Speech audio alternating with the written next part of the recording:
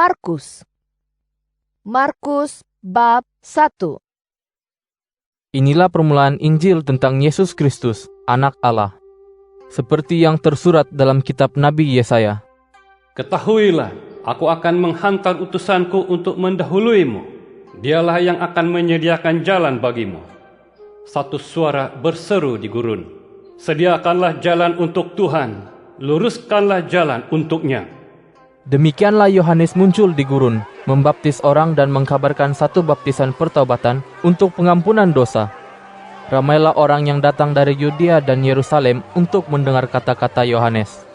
Mereka mengakui dosa mereka, lalu dibaptiskan oleh Yohanes di sungai Yordan. Yohanes memakai pakaian yang dibuat daripada bulu unta, dan tali pinggangnya daripada kulit. Dia makan belalang dan madu gurun. Inilah beritanya. Seorang yang lebih besar daripadaku akan datang selepasku. Tali kasutnya pun tidak layak kuurai. Aku membaptismu dengan air, tetapi dia akan membaptismu dengan Roh Kudus. Kemudian Yesus datang dari Nazaret di Galilea, lalu dibaptiskan oleh Yohanes di sungai Yordan. Ketika Yesus keluar dari sungai itu, dia melihat langit terbuka dan Roh Kudus seperti burung merpati turun hinggap ke atasnya. Lalu kedengaran suara dari surga. Engkaulah anakku yang kukasihi, dan denganmu aku berkenan. Lantas Roh memimpin Yesus ke gurun. Yesus di situ selama 40 hari dan digoda oleh iblis serta dikelilingi binatang liar. Para malaikat datang melayaninya.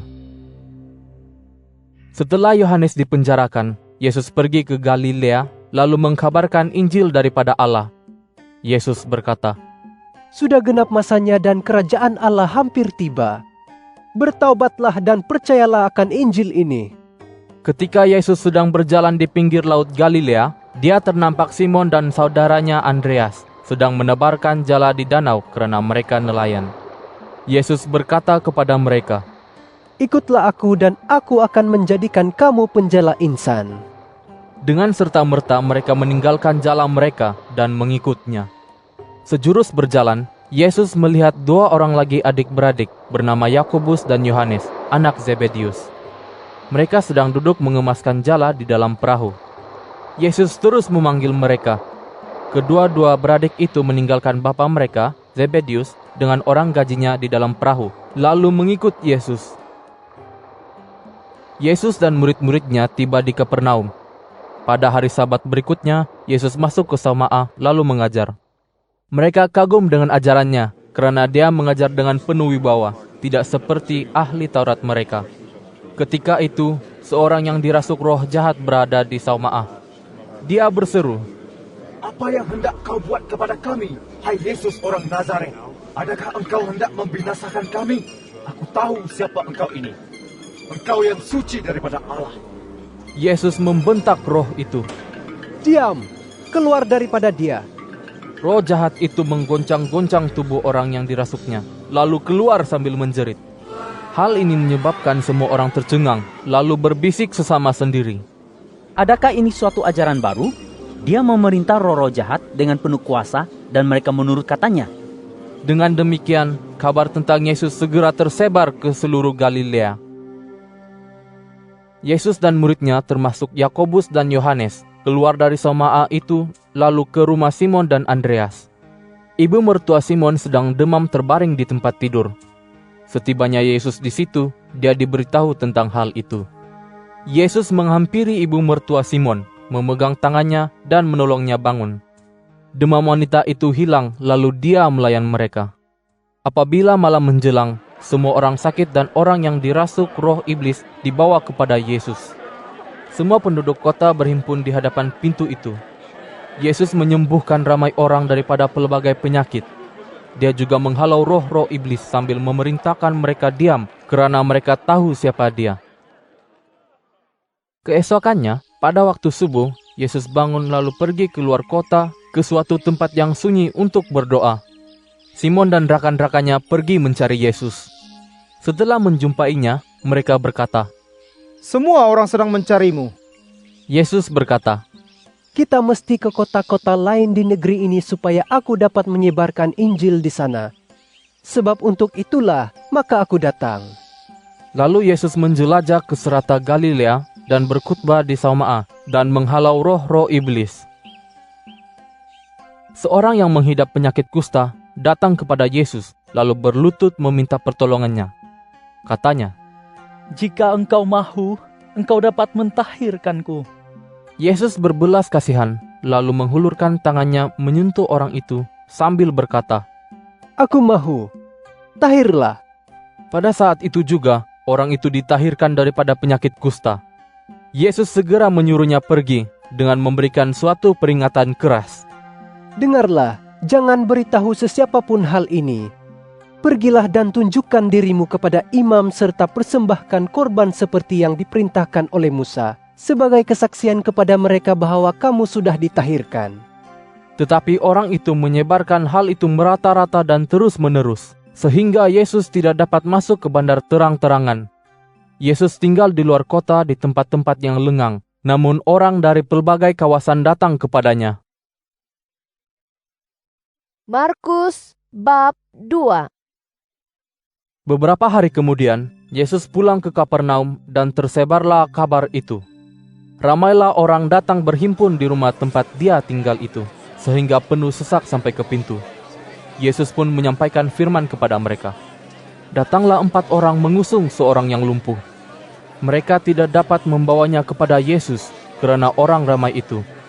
Oleh itu, mereka membuka bumbung rumah betul-betul di atas tempat Yesus berada, lalu menurunkan orang lumpuh yang terbaring di atas tikar. Ketika Yesus melihat iman mereka, dia berkata kepada orang lumpuh itu, Anakku, dosamu telah diampunkan. Ahli-ahli Taurat yang duduk di situ berkata dalam hati, Lancangnya orang ini mengkufuri Allah.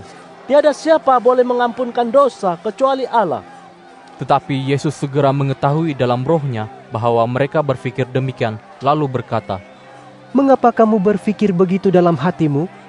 Manakah yang lebih mudah dikatakan kepada orang lumpuh itu, dosamu telah diampunkan, atau bangun, angkat tikarmu dan berjalan? Tetapi supaya kamu tahu bahwa di bumi ini anak manusia berkuasa mengampunkan dosa. Dia berkata kepada orang lumpuh itu, Aku berkata kepadamu, bangun, angkat tikarmu dan pulanglah. Di hadapan mata mereka semua, orang lumpuh itu pun bangun, mengangkat tikarnya lalu segera berjalan keluar. Semua orang di situ tercengang lalu memuji Allah. Mereka berkata, Belum pernah kami lihat kejadian begini. Yesus pergi lagi ke pinggir laut. Ramai orang datang kepadanya, lalu dia mengajar mereka. Ketika Yesus berjalan di situ, dia terpandang seorang pemungut cukai bernama Lewi, anak Alfius, sedang duduk di tempat memungut cukai. Yesus berkata kepadanya, Ikutlah aku. Lalu Lewi bangun mengikutnya. Selepas itu, Yesus makan di rumah Lewi. Ramai pemungut cukai dan orang berdosa mengikut Yesus, dan ramai antara mereka turut makan bersama Yesus serta murid-muridnya. Ahli Taurat daripada golongan Farisi yang melihat perkara itu bertanya kepada para murid Yesus, Mengapa dia makan bersama pemungut cukai dan orang berdosa? Yesus terdengar pertanyaan itu lalu menjawab, Orang sakitlah yang memerlukan tabib, bukannya orang sehat. Aku datang bukan untuk memanggil orang benar, tetapi orang berdosa. Pada suatu masa, ketika para murid Yohanes Pembaptis dan murid orang Farisi berpuasa, beberapa orang datang kepada Yesus lalu bertanya, Murid Yohanes Pembaptis dan murid orang Farisi sedang berpuasa. Mengapa murid-muridmu tidak? Yesus menjawab, Patutkah tetamu dalam jamuan perkawinan berpuasa semasa pengantin lelaki masih bersama mereka? Selagi pengantin lelaki ada bersama mereka, tidaklah mereka berpuasa. Tetapi akan tiba saatnya pengantin lelaki diambil daripada mereka. Pada masa itulah mereka berpuasa.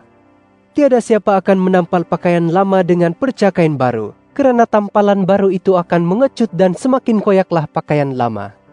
Begitu juga, tiada siapa menuangkan air anggur yang baru ke dalam kirbat kulit yang lama. Kalau dilakukan, air anggur baru akan memecahkan kirbat dan kedua-duanya terbuang. Air anggur baru mesti dituangkan ke dalam kirbat yang baru. Pada suatu hari Sabat, Yesus dan murid-muridnya berjalan melalui ladang gandum. Para muridnya mula memetik bulir gandum. Kemudian orang Farisi berkata kepada Yesus, Lihatlah, mereka melakukan sesuatu yang dilarang pada hari Sabat. Yesus menjawab, Tidakkah kamu membaca apa yang dilakukan oleh Daud semasa dia dan mereka yang berada bersamanya kekurangan dan kelaparan? Dia masuk ke rumah Allah sewaktu Abiatar berjawat sebagai imam besar, lalu makan roti persembahan, meskipun perbuatan itu dilarang karena hanya imam dibenarkan makan roti itu. Daud juga memberikan roti itu kepada mereka yang ada bersamanya. Yesus menambah, Hari Sabat diwujudkan untuk manusia, bukannya manusia diwujudkan untuk hari Sabat. Jadi, Anak Manusia jugalah Tuhan atas hari Sabat.